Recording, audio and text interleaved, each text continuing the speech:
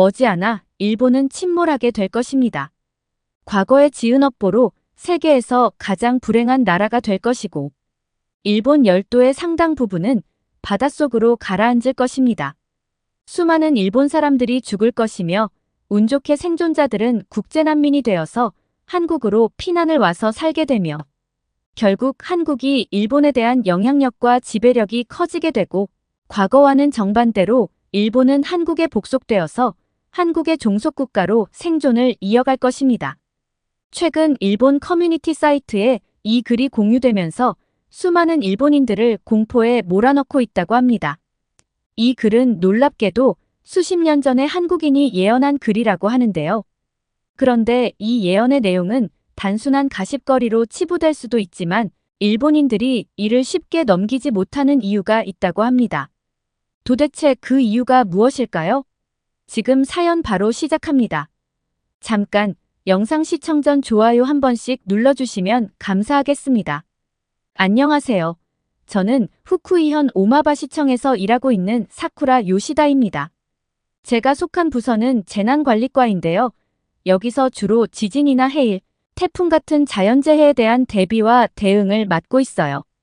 최근 일본 정부에서 난카이 대지진 주의보를 발령하면서 나라 전체가 좀 혼란스러운 상황이에요. 지난 8일에는 미야자키 현에서 진도 7이 넘는 강력한 지진이 났죠. 사실 대지진 주의보는 일본 정부가 내린 첫 번째 사례인데요. 지진주의보 같은 경우는 잘못 내렸다가는 사람들한테 많은 혼란을 일으키고 그리고 사회생활에 많은 애로사항을 발생시킬 수 있기 때문에 이런 주의보는 굉장히 주의해서 내리고 있는 형편입니다. 그럼에도 불구하고 난카이에서 발생할 수 있는 초대형 지진에 대한 우려사항이 높기 때문에 그런 불안감을 일깨울 수 있음에도 불구하고 발령을 내게 된 것이죠.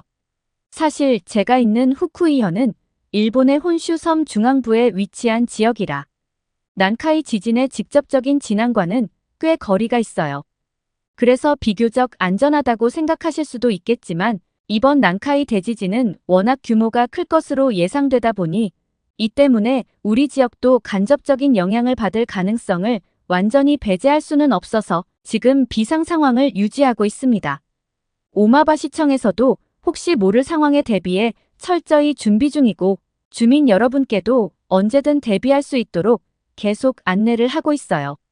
사실 대지진이 일어날지도 모른다는 불안한 징조는 바로 이곳 오마바시 앞바다부터 시작되었어요. 올해 4월쯤 정말 이상한 일이 있었어요. 이곳 오마바시 앞바다에서 한 어부가 자신의 몸보다 2배는 더 큰 대왕오징어를 발견하고 그걸 시청에 신고한 일이 있었거든요. 몸집이 어마어마한 대왕오징어를 보고 무슨 불길한 징조를 예측할 수 있겠냐고 생각하실 수도 있겠지만 사실 일본에서는 이런 일들을 그냥 지나치지 않는 경향이 있어요. 일본은 지진이 워낙 자주 발생하는 나라다 보니 자연에서 일어나는 이상한 현상에 예민하게 반응하곤 합니다. 그저 우연일 수도 있는 상황이라도 혹시 모를 자연재해의 전조일지 모른다는 생각에 신중하게 접근하게 되죠. 이번 대왕오징어 발견도 그런 맥락에서 주민들 사이에서 큰 화제가 되었습니다. 그런데 그 이후로 인근 지역인 도마야현과 니키타현에서도 대왕오징어가 발견됐다는 소식을 듣게 되었어요. 이런 상황을 그냥 지나칠 수 없다고 판단한 우리 시청은 곧바로 지진연구원에 이 상황을 보고했습니다. 3m가 넘는 대왕오징어는 보통 심해에 사는 생물로 분류되는데 이런 심해 생물이 수면 위로 떠올라 일본 앞바다에서 발견되는 일은 매우 드문 일이니까요. 역사적으로도 사람들이 심해 생물을 직접 볼 기회는 거의 없었죠. 그런데 이번에 연달아 대왕오징어가 발견되었다는 것은 뭔가 비정상적인 일이 벌어지고 있다는 신호라고 생각했고 결국 바닷속 깊은 곳에서 엄청난 지각 변동이 일어나고 있다는 결론에 다다를 수밖에 없었던 거죠. 이 소식이 알려지자 일본인들은 하나같이 이번 사건을 대지진의 전조 증상으로 받아들이고 있습니다. 사람들은 대체 무슨 일이 벌어지려고 하는 것이냐며 크게 두려워하고 있어요. 연이어 발생한 대왕오징어의 출현이 단순한 우연이 아니라 앞으로 다가올 거대한 자연재해의 징조일 수 있다는 불안감이 번지기 시작했죠. 그리고 이러한 사건들은 일본 내 여러 커뮤니티 사이트에서도 자주 언급되면서 많은 사람들이 불안한 마음을 댓글로 표현하기도 했습니다. 대왕오징어의 연이은 출현이 대지진의 전조가 아닌지 우려하는 목소리들이 점점 커져갔죠. 하지만 일본 정부는 불안해하는 국민들을 진정시키기 위해 심해생물이 물 위로 올라오는 현상과 지진 사이에 과학적으로 연관성을 지을 만한 근거는 없다고 밝혔고 사람들은 차츰 안정을 되찾아갔어요. 하지만 최근 정부가 결국 유례없는 대지진 주의보를 발동하면서 일본인들의 공포감은 최대치에 달하고 있습니다. 이번 주의보는 그동안 경험하지 못했던 규모의 재해가 다가올 수 있다는 불안을 더욱 증폭시키고 있죠. 지진이 발생한다고 생각하면 두렵기 그지없지만 그렇다고 지진이 늦어진다 해도 마음을 놓을 수 없는 상황이에요. 시간이 지날수록 지진의 에너지는 더욱 축적되고 커진다고 하더군요. 게다가 일본의 여러 커뮤니티 사이트에서는 일본의 멸망을 예언한 글들이 공유되면서 사람들의 두려움이 더욱 커져가고 있습니다. 저도 처음 그 예언의 글을 접했을 때는 그냥 무시했어요. 단순히 사람들이 만들어낸 가짜 뉴스 같은 것이라고 생각했거든요. 그런데 시간이 지나면서 그 예언가가 실제로 적중시킨 일련의 사건들을 알게 되면서부터는 더 이상 그 예언가의 글을 가볍게 볼 수 없게 되었습니다. 게다가 그 예언가는 한국인이라고 했는데 저도 한국과의 우연한 인연으로 한일 역사의 진실을 알고 있기에 이 예언이 더더욱 단순한 허구라고 생각할 수만은 없더라고요. 그래서 저 역시 불안한 마음을 감출 수가 없었어요.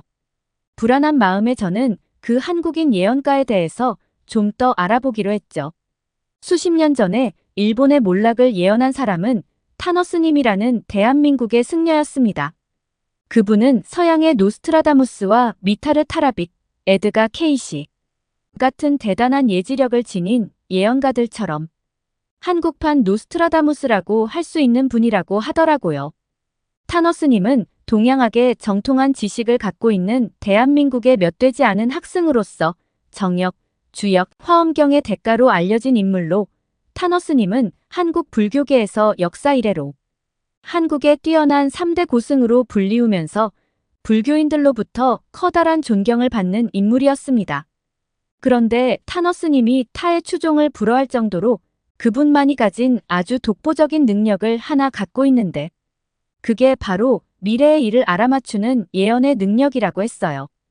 타너스님이 정통한 주역은 원래 미래의 일을 점치는 학문인데 그는 정역과 주역을 독자적으로 풀이해서 미래에 발생할 일들을 예측해내는 탁월한 능력을 갖고 있었던 거죠.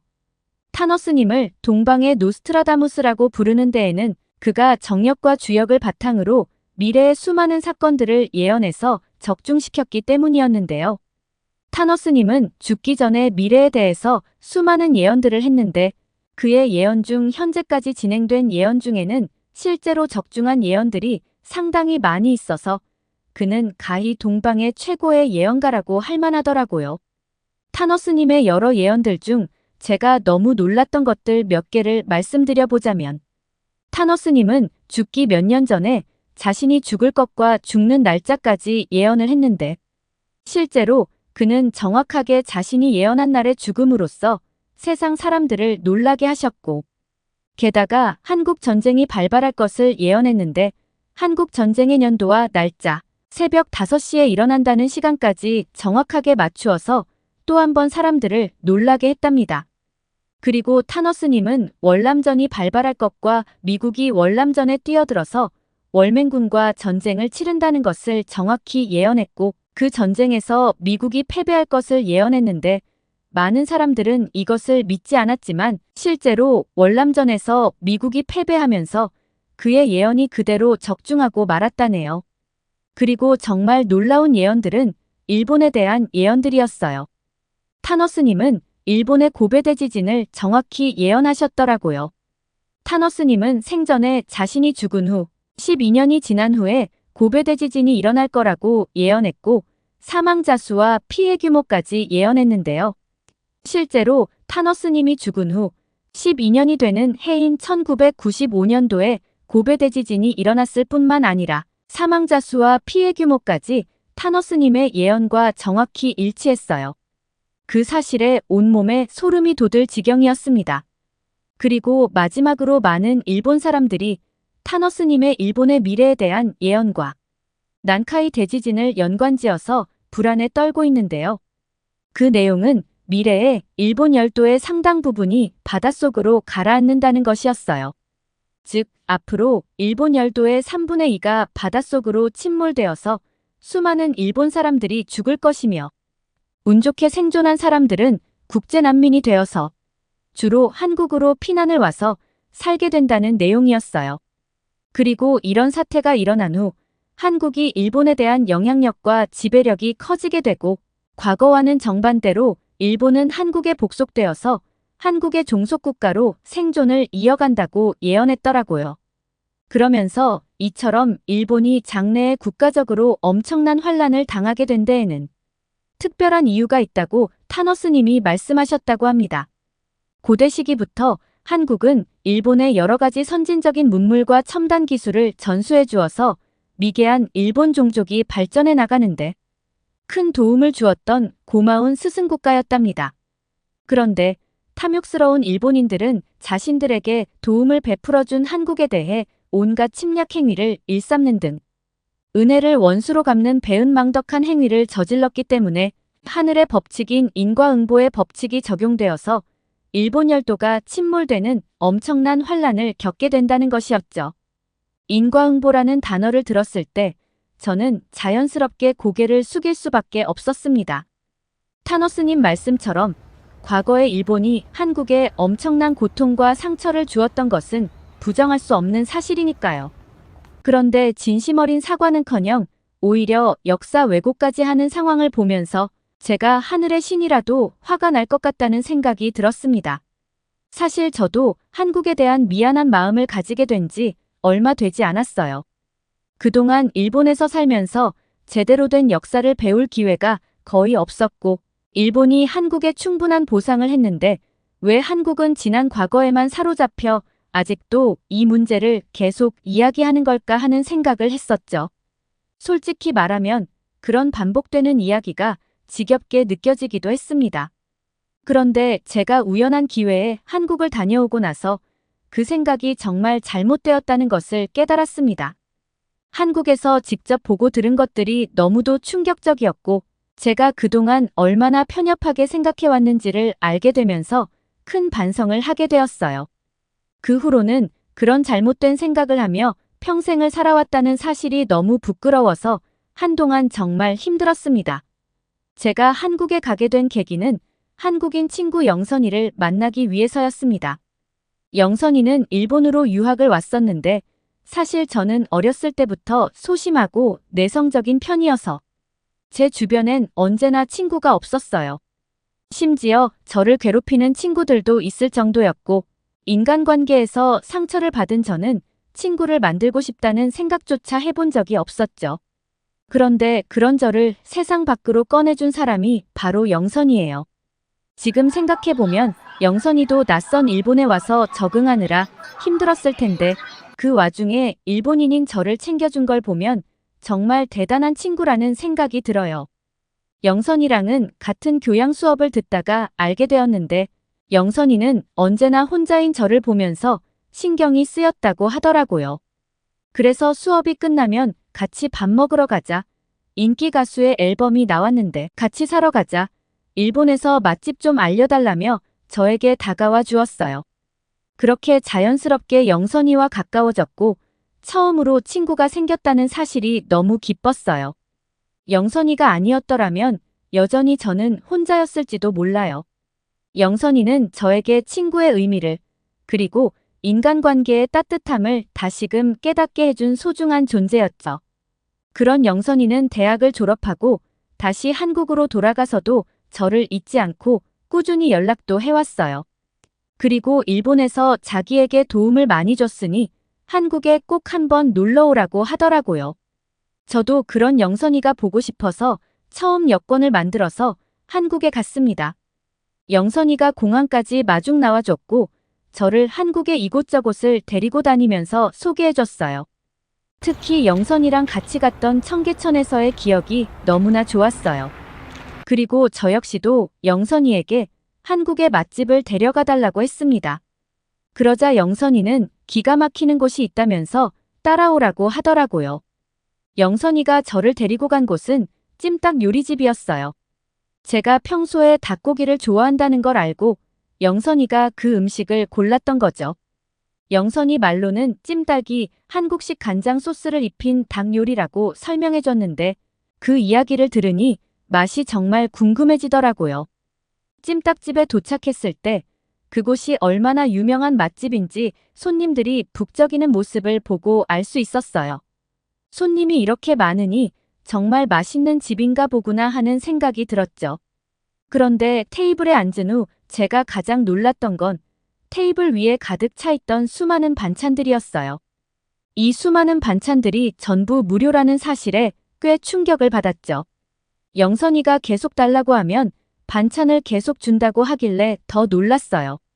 일본에서는 보통 반찬의 종류도 많지 않고 추가할 때마다 돈을 지불하는 게 당연하다고 생각했었거든요. 그래서 반찬 추가 주문은 당연히 비용이 발생한다고 여겼던 저에게는 정이 넘치는 한국의 반찬 문화가 정말 신기하더라고요.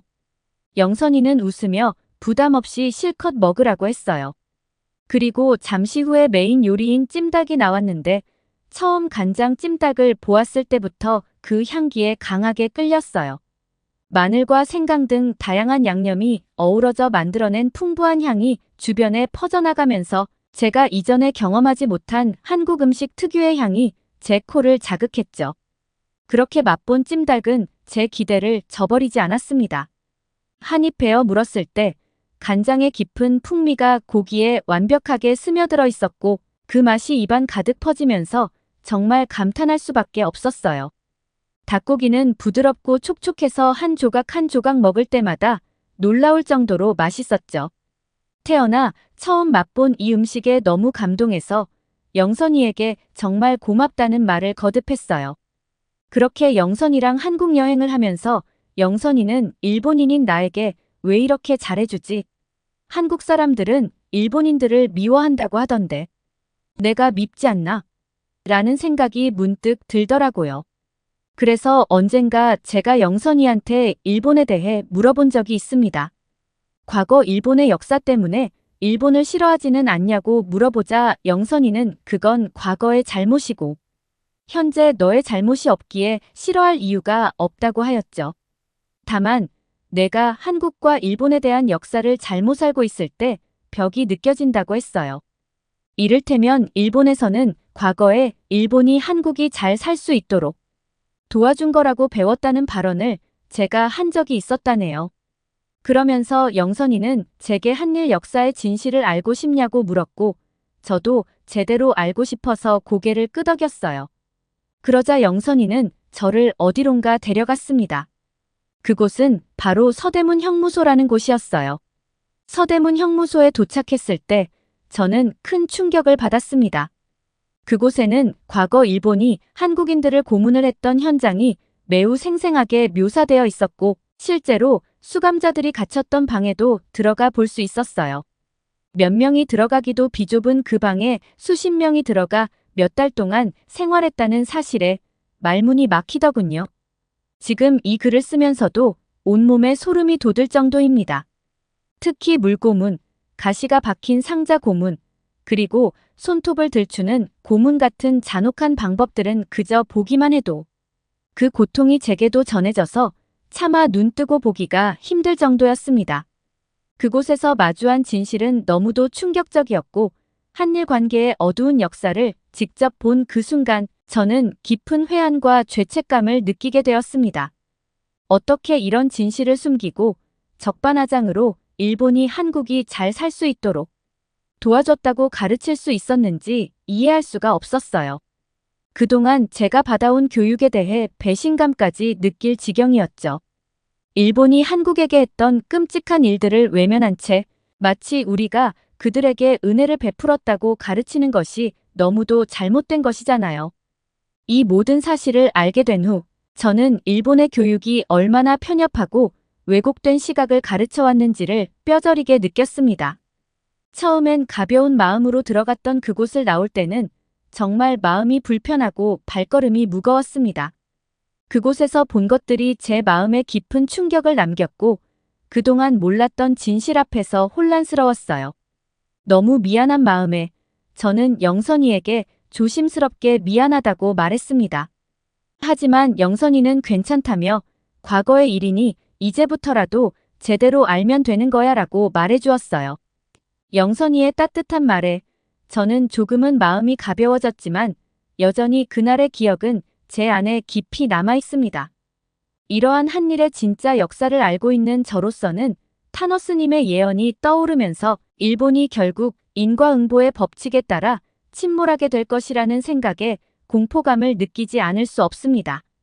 타노스님의 예언은 단순한 예언이 아니라 일본이 과거에 저지른 일들에 대한 경고처럼 다가옵니다. 저뿐만 아니라 많은 일본 사람들도 타노스님의 예언을 접하면서 한국과 일본의 진실된 역사를 새롭게 알게 되었다고 했어요. 그러면서 그동안 감춰졌던 과거의 진실과 일본이 지금까지도 저질러온 여러 만행들을 직시하며 일본이 앞으로 살아남기 위해서는 과거부터 지금까지 저질러온 잘못을 인정하고 진심으로 사과하며 반성하는 일부터 시작해야 한다는 의견들도 많아요. 물론 과거부터 계속된 일본의 여러 만행들 때문에 일본의 대지진이 발생한다는 과학적인 근거는 없습니다. 자연재해와 역사적 사건 사이에는 명확한 연관성이 없다는 것은 누구나 알고 있는 사실이니까요. 그러나 일본이 한국을 포함한 여러 나라에 저질러온 만행은 변하지 않는 역사적 사실입니다. 이러한 과거의 잘못을 인정하고 진심 어린 사과를 통해 역사를 바로잡는 것이야말로 일본이 미래로 나아가기 위해 해야 할 가장 중요한 일이라고 생각해요. 일본이 진정으로 발전하기 위해서는 더 이상 과거를 외면하지 말고 진실을 직시하며 과거에 저지른 잘못에 대해 깊이 반성하고 이를 뉘우치는 것에서부터 시작해야 한다고 생각합니다. 지금 일본에서는 난카이 대지진이 일어난다면 규모 9.1 정도의 지진이 일어날 수도 있고 그렇게 될 경우 한국에도 피해가 발생할 수 있다고 예상하고 있어요. 한국의 시설물 피해나 인명 피해가 생기지 않길 바라는 마음입니다. 오늘의 사연 어떻게 보셨나요? 일본의 대지진 주의보 발령으로 인해 많은 일본인들이 불안함을 호소하고 있다고 합니다. 이로 인해 한국 국민들 사이에서도 일본 여행을 대거 취소하는 상황이라고 하는데요.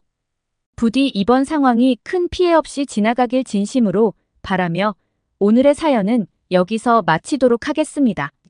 모두 안전하고 평안한 하루 되시길 바랍니다. 오늘의 사연이 좋으셨다면 구독과 좋아요를 눌러주세요. 여러분의 구독과 좋아요는 영상 제작에 큰 힘이 됩니다. 끝까지 시청해주셔서 감사합니다. 더욱더 감명 깊은 사연으로 찾아뵙겠습니다.